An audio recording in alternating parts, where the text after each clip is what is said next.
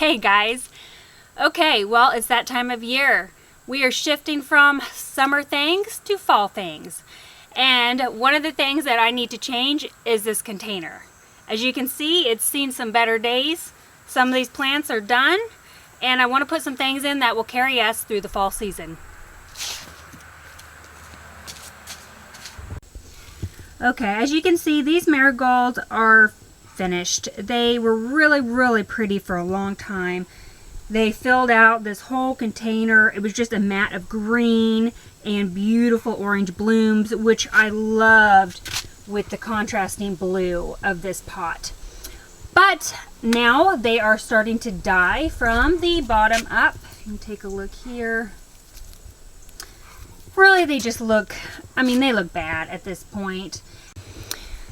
So I used to be the kind of person that would not have the heart to pull out struggling plants, and I would leave them, and every time I saw them I would just cringe and be, oh gosh, that plant looks awful, but I wouldn't pull them out because I just didn't have the heart to do it. Well, I've changed my philosophy, and these containers are there for their beauty, period. That's what they're here for. And if they're not beautiful, if they're not bringing me joy, I pull the plants out and replace them with something else. So, like those marigolds, they're not gonna come back. Whatever's going on with them, it's been a couple weeks, I've been watching them. They're done. I'm gonna pull them out. I'm gonna put some other plants that are gonna look beautiful, that'll take us into winter, and something I'll enjoy when I walk by and will bring a smile to my face. So I went to the garden center here, a few of them that are local, and you know what? The selection wasn't real great at this point in time. We're mid-August. I found a few things, but I didn't find a whole lot, and I really should have thought about replacement plants sooner than I did, or had some started from seed even that I could put in here. But what I did find is I got this, and this is a Pinta, and it's a Lucky Star Pink. There you go. This is really beautiful. It's got a nice full rounded look. I think it'll look really good in there. I think it will fill a good section of this pot. Next, I got a few edibles because I do love adding edibles into, well, anywhere in my landscape.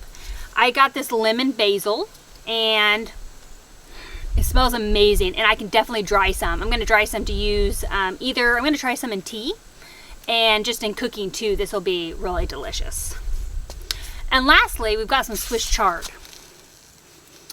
I have never grown this before, but I have seen people grow it successfully in containers, and so when I saw this, I thought, well, that would be nice. It'll add some height in the middle. I think I'm going to put this in the middle, let it get tall. And I loved the pink on this stem. I think that will look good with, I've got the vinca in here, and then also the pink here. And I like the green. It's got a real rich chartreuse kind of green to it, and I think that'll look nice too. Now, I am keeping, these snapdragons are doing awesome, and I started these from seed. And I have some over there that are not doing near as well. And I bought that as a 6-pack of flat. But these were started from seed, and seriously, I think starting these from seed is a lot better than maybe buying the starts. And in the future, I'm going to do more from seed. I'm actually going to try to save some of this seed because I thought these were really pretty. And they've done really well. I would like to plant these out in the ground and see if they would get really big and bushy. And these are awesome for cut flowers as well. And if you get nice big full plants, you'll get flower stems that will be flowered out all the way down. And they make really pretty cut flowers. Another plant that I'm leaving is this licorice plant here.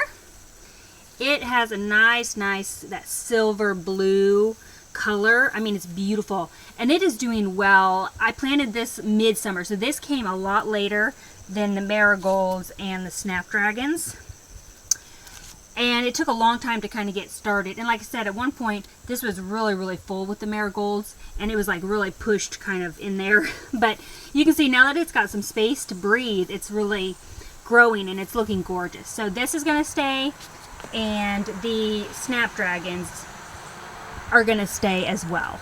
Oh, and the vinca. This vinca will stay too. So I'm going to tear these guys out so we can put the new stuff in.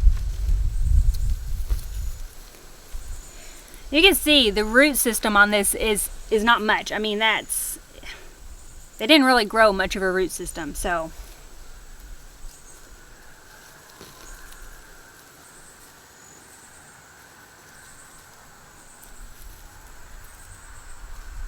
This is a Mexican heather, actually. I am going to pull this as well. I actually forgot I planted these in there. When the marigolds started to fade, I put this in hoping it would kind of come up and fill in kind of the space that was dying back.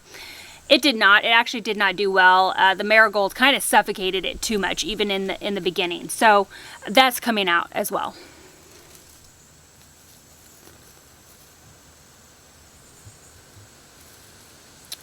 Okay, so I've got those out. I'm looking in here.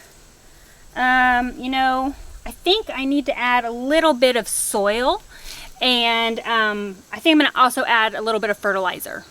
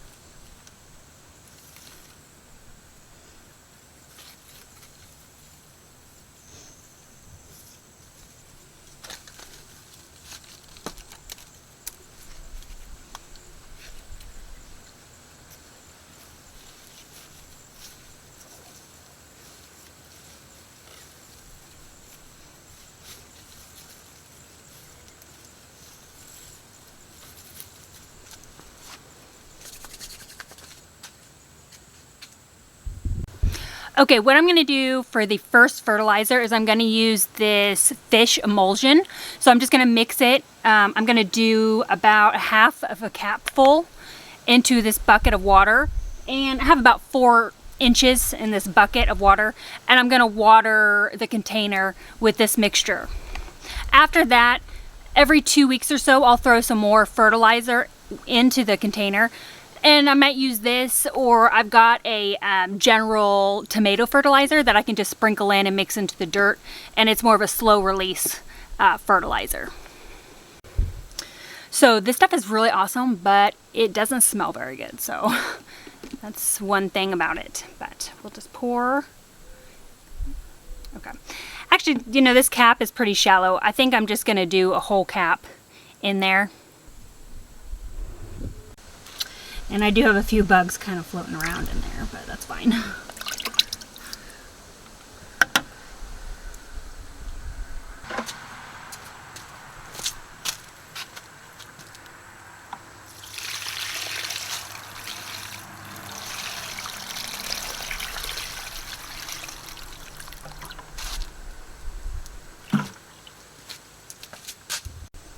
Okay, here is the finished product.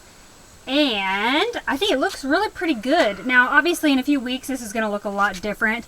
The Swiss chard is really going to grow and spread out. It'll be really pretty. The basil, too, I'll probably do a little trim on this keep it a little bit smaller, compact.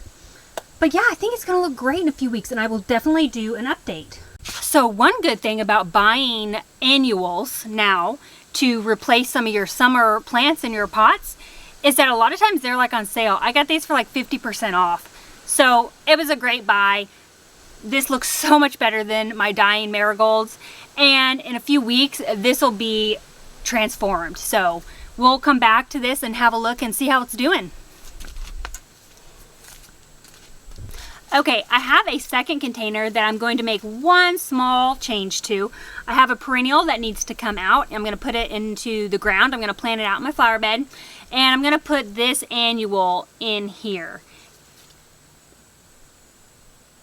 It's very pretty. These leaves on here are gorgeous, if you can see that. But this is just an annual, and it will add the height that I need in this container. So one thing I will say about using perennials in your containers is it's great to use perennials because they do double duty. After they're done in your container, you can plant them out in your flower bed. And perennials do really, really good in containers. You might think that planting a perennial in a container is not good for it, and that when you go to take it out, it's not going to transplant well, or you're going to disturb that root growth. But here's the thing, perennials don't do a whole lot of growth their first year or that first few months. They will work on setting some roots, but even that is really slow. So you'll see when I pull this perennial out over here, it's gonna look like it's gonna still have that kind of root ball that it had when I planted it, and it should transplant just fine. I really love everything going on in here. There's nothing here that I want to change. Well, just one. There's one thing I want to change. So I love how this is starting to drape over, and it's got these really delicate purple flowers. Really, really pretty. This petunia, I love this color. It's gorgeous. And it has recovered awesome after it had a caterpillar attack where I took about 12 caterpillars off. And you can still see some of the damage in there, but it is doing fantastic. So the only thing I want to change in here is this Russian sage. Now, if you guys have ever grown Russian sage before, it gets humongous, okay? And I put it in here just because I wanted to add some height to the back of this container, which it has done. But now I'm going to pull it out because it needs some time to set roots in the ground before we get our first freeze. And this is a perennial. So I do want this in my garden. I want it to come back and I want it to grow out there. So I'm going to take this out. I'm going to replace it with some other plant that I've got, and I'll show that in just a minute. That will still add height, but it is an annual, so it'll finish out in this container with everything else here. So when you water these, and as you've seen when I water it, you want to water it very, very thoroughly the first time. So I soaked this, and these plants need that to get started. I have also chosen a morning to put these in that we're not getting near as hot as we have been recently. So it's just 80s today instead of 90s. So I thought that that would be good. That'll help the plants out. So here's the hole where I'm going to put this Russian sage. And this ground, as you can see, is not the best. So I have added some compost down here at the bottom. Now, this may seem like a really weird place to plant this. It's kind of in the grass in the corner from my other bed.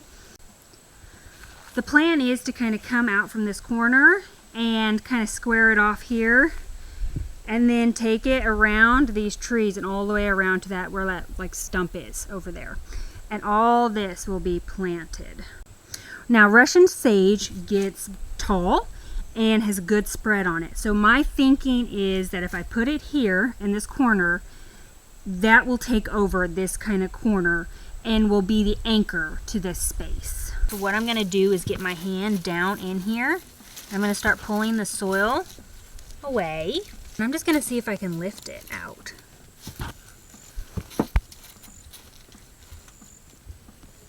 There we go. And there's gonna be some roots in there, obviously, that you have to kind of gently pull out. I don't want to do a whole bunch of damage, so I'm gonna take my time.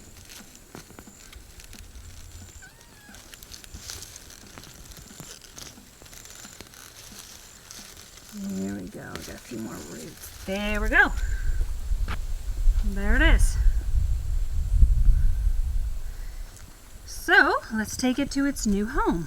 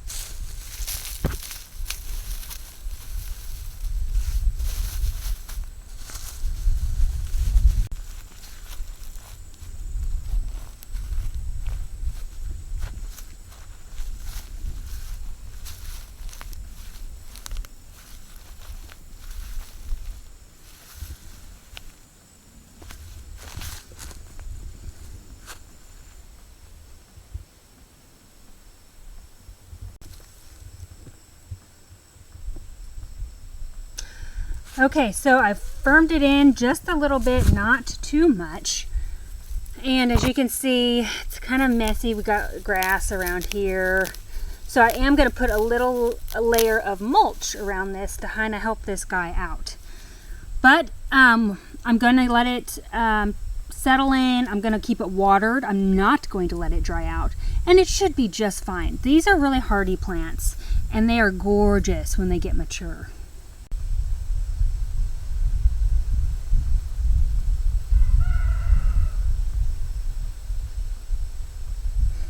Okay, I'm going to do the same thing as far as fertilizer. I'm going to mix up some of that fish emulsion and give this a really, really, really good drink.